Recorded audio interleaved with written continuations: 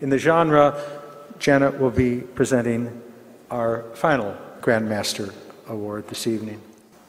I first met Peter Lovesey in 1988 at an event at the New York Public Library. He was already one of the top writers in the mystery field at that time. He'd already produced 8 books in his series starring Victorian-era detective Sergeant Cribb, as well as 6 standalone novels.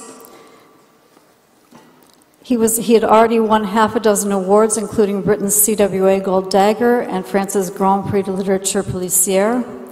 His work had already been adapted for both television and film, and in 1980, the Granada television adaptation of his Sergeant Cribb series was chosen by PBS to launch the program Mystery, which we now know as Masterpiece Mystery. It was in 1987 that the Mysterious Press published Peter's standalone novel, Rough Cider, which went on to receive a nomination for the Edgar. I was a reader for the Mystery Guild at the time, and I hoped that someday I'd have the chance to tell Peter that of the many, many books that crossed my desk that year, Rough Cider was hands down my favorite. The book is not only a brilliantly constructed mystery, it's a keenly evocative novel of the experience of a young boy located to the countryside during World War II. I later learned that that book was based on personal experience, that Peter and his mother and brothers had been forced to leave London when their house was destroyed by a German bomb. Peter has written that after the bombing, he and his family were short of books, and that the only 2 books he remembers from that period were the biography of a famous barrister, which vividly depicted his murder trials, and Leslie Charteris's Alias the Saint. How fortunate we all are that Peter's reading took that early turn. I think it helped prepare him for a career in which he would become a master of the mystery in virtually all of its forms.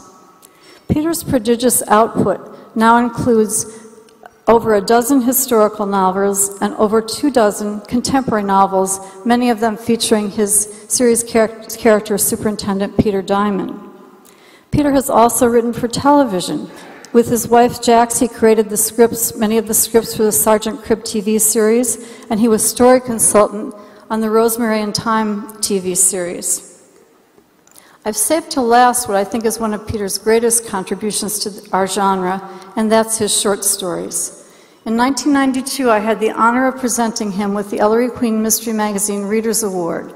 3 years later, he won the Mystery Writers of America 50th Anniversary Short Story Contest. He's written well over 100 short stories, for which he's received 2 British Crime Writers Association awards and multiple Anthony Award nominations. Critic and author Martin Edwards recently said that Peter Lovesey is unquestionably one of the finest crime short story writers to have emerged in the past 50 years. Critics reviewing Peter Lovesey's books consistently praise his wit, his intricate plotting, the complexity of his characters, his fast pacing, and his complete command of tone and atmosphere. He's written everything from dark suspense and black comedy to elegant classical mysteries with brilliant puzzle plots and surprises. Someone who has excelled in so many areas of the field for so long truly deserves to be called one of its great masters. Please welcome Peter Lovesey to the stage.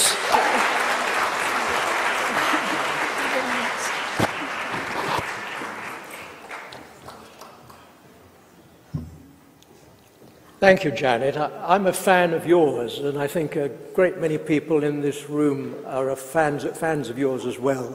You keep the flame of the short story burning for us all. It's wonderful. Thank you very much. I also, of course, want to thank the Mystery Writers of America for this wonderful honor. And I'd like to say thank you to my publisher, Bronwen Huska, who has been publishing me for many years now, and is that rare thing, an author as well as a publisher. So she understands the insecurities and the little vanities that all authors have. Then there's my superlative, supercharged editor, Juliet Grames, and my agent, Jane Gelfman. Wonderful to have an agent who when you come for an award like this, on the same evening sits beside you at dinner and says to you, "I've managed to get a 3-book contract for you tonight." And then, of course, I mustn't forget my wife, Jax, my most honest critic.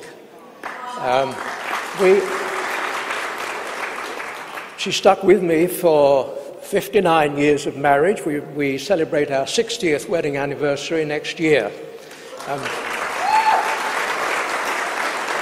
But we haven't quite agreed how to celebrate. I'd like to tell you just a little story about the first book that I ever wrote, called Wobble to Death. It had a catchy title, and it appealed to an American film man, a screenwriter who was living in London. He was somebody who had a run-in with the Un-American Activities Committee. He was one of the Hollywood exiles, and his name was Carl Foreman. High Noon, The Guns of Navarone, The Bridge on the River Kwai. I couldn't quite see Wobble to Death featuring as a credit after that. However, Carl invited me to lunch at a restaurant in London, much used by the film industry, called À l'Écu de France. And I went there terribly nervous. And as I met Carl as we walked in, he was very disarming, very charming, and he took me straight up to a table on the left where Richard Attenborough was sitting, and said, "Richard, do you know Peter Lovesey, the author of Wobble to Death?" Richard sort of said something very polite, and we moved on, and there was David Niven, and over there was Dirk Bogarde, and by this time, I was practically swooning when we got to the table, and he said he would like to take an option on Wobble to Death, which was very exciting for me. The first time I'd ever had anything to do with the film industry or anything else apart from writing books. And he finished up after he'd said many other nice things about the book by saying, "Peter, it's a 1-year option," he said, "but it won't be long." And I went straight home to Jax and said, "Carl says it won't be long." So we waited for the postman, and we looked. Every time the phone rang for a while, I jumped. But nothing happened for a whole year. When a phone call came, Mr. Foreman's secretary would like you to meet him at the l'Écu de France. Okay, could you come? Of course I came. I went up there, and Carl was there. I said hello to Dickie and to Dirk and to David, and we got to the table, and he said, "I'm sorry, Peter." He said, it's taken a while. He said, "I got a bit involved with another project called Young Winston, which I'm making currently." He said, "But I want to renew the option." And then he put his glasses down and he said, "Peter, it won't be long." I went home. Another year passed. Another lunch came. Hello, Dickie. Hello, Dirk. Hello, David. And this time Carl said, Peter, I'm really into this project now." He said, "I'm starting on Wobble to Death."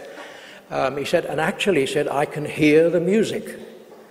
Now I looked very puzzled at that, because I hadn't heard any music, and there wasn't any music going on in the restaurant.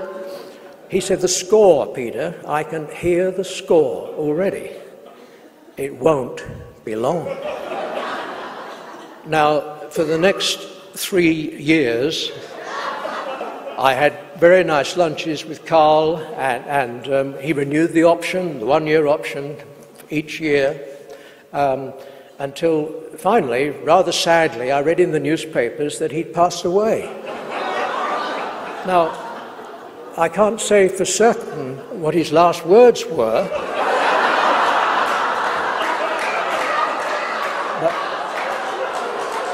but I could make an informed guess.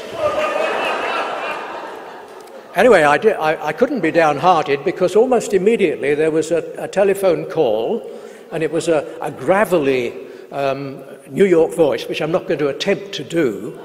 And he said, Peter Lovesey? And so I said, yes. He said, Peter Falk here. Peter Falk, I thought. Good Lord, that's Columbo. I've read your new book, The False Inspector Dew. I think he called it The False Inspector Dew. He said, and I'd like to meet you for lunch. Could you come? I happened to be in London at this moment. He said, could you come to Claridge's? So I went up to Claridge's and met him, and he was just like Columbo. I mean, he walked like Columbo, he talked like Columbo. He didn't have the raincoat, but he had the cigar. And we had a very agreeable lunch, and the good news was that he wasn't just going to take an option. He decided he wanted to buy the book outright and make the film. And would I do a treatment? Now, I didn't really know what a treatment was. So I had to go away and find out and submit it and send it to him, and he seemed to be reasonably pleased with it. There's a certain amount of toing and froing. It wasn't emails in those days. It was either telephone calls or letters. And it all looked very exciting indeed. The time came when he said to me, I'd like you to write the screenplay, Peter. And I hadn't written a screenplay ever in my life. But he said, we can knock it into shape. He said, we'll get this right together. So I wrote the screenplay, and then he said he wanted me to come to Washington, where he was appearing in a play at the time, and to talk about my screenplay. So I went over to Washington, and we had a very nice meeting, and he said he liked what I'd done, but there was more work. There was more work to be done on this, and he was going to get another screenwriter to have a look at this, and I wasn't at all surprised. But finally, he said, well, we're going to get on. We've got to move on this, Peter.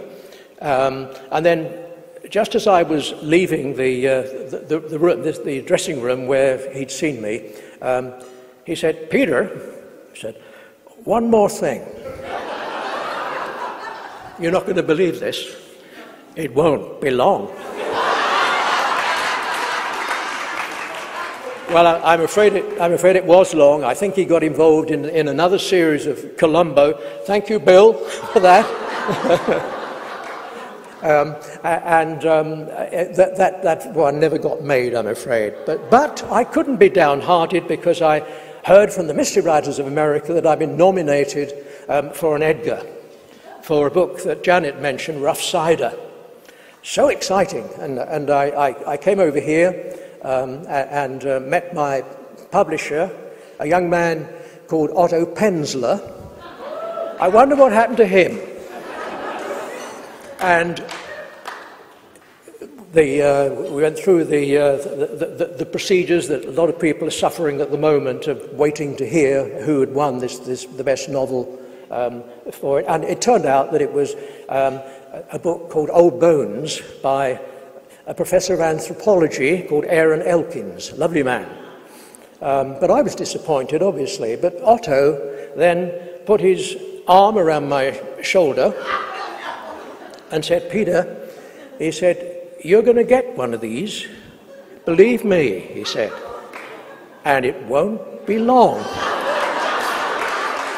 Well, the moral of the tale, of course, is that if somebody tells you it won't be long, you can be very sure it will be long.